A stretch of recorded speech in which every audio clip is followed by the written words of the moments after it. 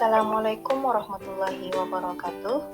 Kami dari kelompok 4, subkelompok 2, peserta Latsar CPNS 2022, golongan 2, angkatan 20, BPSDMD Provinsi Kalimantan Selatan.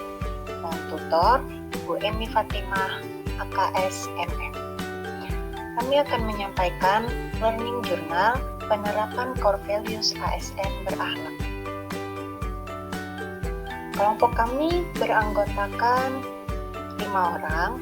Pertama, Rizka Amalia AMD Kep, Robiatul Adawiyah AMG, Royani AMD, Rutina Tiarma PR Sinaga AMD Lok, dan Salaila Itriani Putri AMD Kes.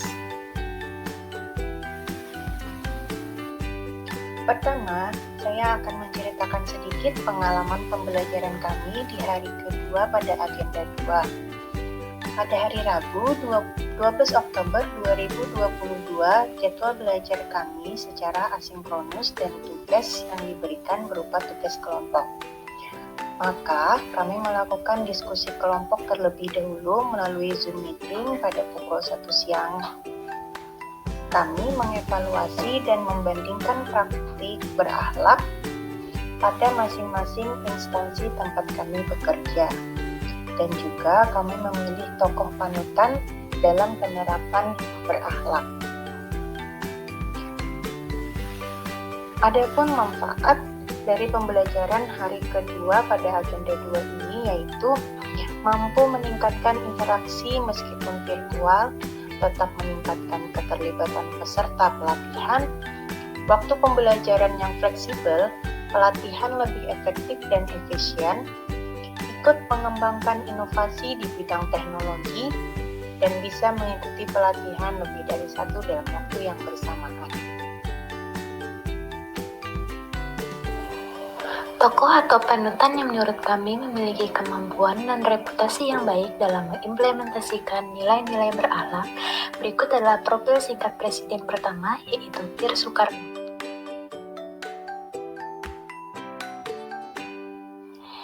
Insinyur Soekarno adalah Presiden pertama Republik Indonesia yang menjabat pada periode 1945 sampai dengan 1967. Ia adalah proklamator kemerdekaan Indonesia bersama dengan Muhammad Hatta pada tanggal 17 Agustus 1945. Soekarno orang pertama yang mencetuskan konsep mengenai Pancasila sebagai dasar negara Indonesia dan ia sendiri yang menamainya. Bung Karno adalah Presiden pertama Indonesia yang juga dikenal sebagai arsitek alumni dari Teknisi Hobi School de Bandung atau sekarang akrab disapa dengan ITB. Beliau juga menggabungkan Papua bagian Barat jadi satu kesatuan dengan Indonesia dan juga membangun Monumen Nasional atau Monas pada 17 Agustus 1961. Monumen ini didirikan untuk mengenang perjuangan rakyat Indonesia dalam upaya merebut kemerdekaan kita dari para penjajah. Selanjutnya, praktik berakhlak di instansi pemerintah. Kami memilih di Rumah Sakit Gigi dan Mulut yang sudah menerapkan core values ASN seperti berorientasi pelayanan, akuntabel, kompeten, harmonis, loyal, adaptif, dan juga kolaboratif. Yang pertama, kita akan membahas tentang berorientasi pelayanan, yaitu keinginan memberikan pelayanan prima demi kepuasan masyarakat. Tokoh Insinyur Soekarno sudah menerapkan berorientasi pelayanan, itu hal ini dapat dilihat dari pergantian kabinet yang terjadi selama pemerintahan Tir Soekarno. Dari sini dapat disimpulkan bahwa Soekarno memilih pandangan jauh ke depan dan ingin terus memperbaiki pemerintahan yang dipimpinnya dan dia menciptakan pelaksana kebijakan publik yang terbaik. Sedangkan contoh cerminan perilaku berorientasi pelayanan di Rumah Sakit Gigi dan Mulut Gusti Hasanuddin yaitu 1. Memahami dan memenuhi kebutuhan masyarakat dengan cara wajib mendengar dan memenuhi kebutuhan pasien seperti menjelaskan alur pendaftaran pasien, jam pelayanan pasien, prosedur dan biaya pelayanan.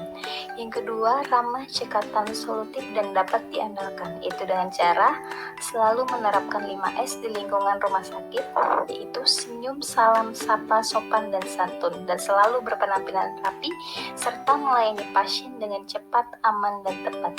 Yang ketiga, melakukan perbaikan tidak henti, yaitu hal ini berarti bahwa memberikan pelayanan yang bermutu tidak boleh berhenti ketika kebutuhan masyarakat sudah dapat terpenuhi, melainkan harus terus ditingkatkan dan diperbaiki agar mutu layanan yang diberikan dapat melebihi harapan pengguna pelayanan, seperti selalu berusaha memberikan pelayanan yang terbaik dan selalu meningkatkan kualitas kinerja.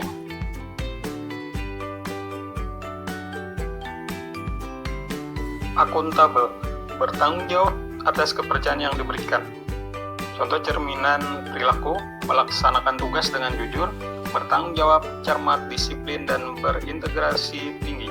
Dengan adanya integritas, menjadikan suatu kewajiban untuk menjunjung tinggi dan mematuhi semua hukum yang berlaku, undang-undang, kontrak, kebijakan, dan peraturan rumah sakit, seperti datang dan pulang sesuai jadwal yang ditentukan oleh rumah sakit, menggunakan kekayaan dan barang milik negara secara bertanggung jawab, efektif, dan efisien, bertanggung jawab atas fasilitas yang diberikan oleh pemerintah dengan cara menjaga dan merawat fasilitas. Contoh, mematikan lampu, komputer, dan barang elektronik lainnya setelah selesai memakai atau pada saat jam pulang. Tidak menyalahgunakan kewenangan jabatan, tidak menggunakan kewenangan jabatan untuk kepentingan yang menguntungkan diri sendiri dan merugikan negara, seperti anti korupsi. Kompeten, terus belajar dan mengembangkan kapabilitas. R. Soekarno yang memiliki sikap kompeten dapat dilihat dari kemampuannya yang dapat menguasai 10 bahasa, baik lisan maupun tulisan. Selain itu, ia juga memiliki kemampuan photographic memory, di mana artinya R. Soekarno selalu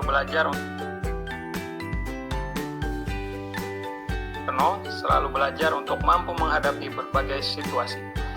Contoh cerminan perilaku di instansi, meningkatkan kompetensi diri untuk menjawab tantangan yang selalu berubah. Setiap orang termasuk ASN selayaknya memiliki watak sebagai pembelajar sepanjang hayat, seperti mengikuti seminar atau pelatihan sesuai organisasi profesi, membantu orang lain belajar, membantu dan membagi ilmu ke rekan kerja yang mengalami kesulitan dalam memahami suatu pekerjaan, melaksanakan tugas dengan kualitas terbaik, melaksanakan tugas yang diberikan dengan maksimal dan sebaik-baiknya. Harmonis, saling peduli dan menghargai perbedaan.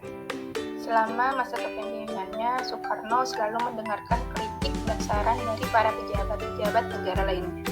Tidak hanya dalam rapat, namun juga pada pertemuan-pertemuan informal pun Soekarno sering kali mengundang teman-teman politiknya untuk membicarakan mengenai kondisi politik negara Indonesia. Contoh cerminan perilaku di instansi, menghargai setiap orang apapun latar belakangnya. Menghargai setiap orang, baik itu pasien, rekan kerja, maupun masyarakat, tanpa memandang status sosial, agama, suku, asal daerah, dan lain-lain. Suka menolong orang lain, saling membantu ketika rekan kerja mengalami kesulitan. Membangun lingkungan yang kondusif, saling sapa dan ramah antar rekan kerja, serta menciptakan suasana kerja yang aman dan nyaman. Loyal, berdedikasi dan mengutamakan kepentingan bangsa dan negara. Soekarno dengan semangatnya yang berapi-api dalam memperjuangkan kemerdekaan membuat pihak penjajah marah dan akhirnya Pak Karno dipenjara. Bung Karno pernah dipenjara di Sukamiskin, di Bengkulu, yang akhirnya ia di sana berkenalan dengan tokoh Muhammadiyah. Dan ia juga pernah diasingkan di Pulau Ende. Di pulau inilah semangat keislamannya semakin terasa. Perjuangannya dalam mewujudkan kemerdekaan banyak melewati kesulitan. Peristiwa Rengas Dengklok yang pada akhirnya membawa Indonesia dalam kemerdekaan.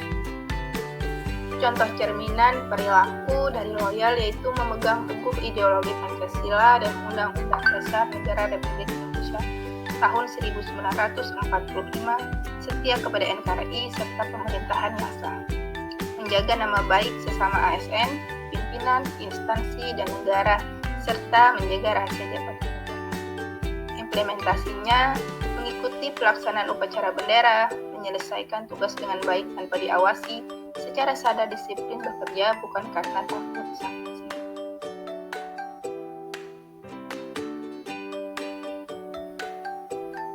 Selanjutnya yaitu adaptif. Definisi dari adaptif adalah terus berinovasi dan antusias dalam menggerakkan serta menghadapi perubahan. Soekarno dalam mengantarkan Indonesia merdeka memiliki dua strategi yang cukup baik, yaitu yang pertama, membangun kesiapan mental bangsa Indonesia. Soekarno melakukannya dengan mendekati lingkungan terdekat, yaitu organisasinya. Soekarno tak segan-segan membantu kawan-kawan organisasinya dalam berbagi masalah serta selalu memberikan solusi yang solutif dengan tujuan untuk memperoleh kepercayaan dari kawan-kawannya. Kemudian, Soekarno mulai mencoba mengubah pola pikir rakyatnya yang semula berorientasi ke arah pemerintahan Jepang menuju pandangan Indonesia merdeka. Setelah itu, Soekarno tak lupa berdiskusi dengan tokoh-tokoh bangsa yang memiliki pengaruh, baik dari kalangan sesama pejuang ataupun dari kalangan Jepang dan sekutu, termasuk bertemu dengan rakyat secara periodik. Yang kedua, menangkap peluang untuk merdeka.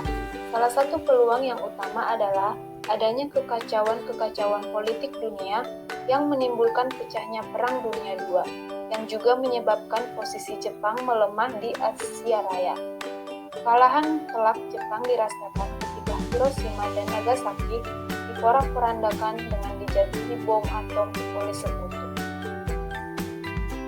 Contoh cerminan perilaku adaptif di sini yaitu yang pertama, cepat menyesuaikan diri menghadapi perubahan.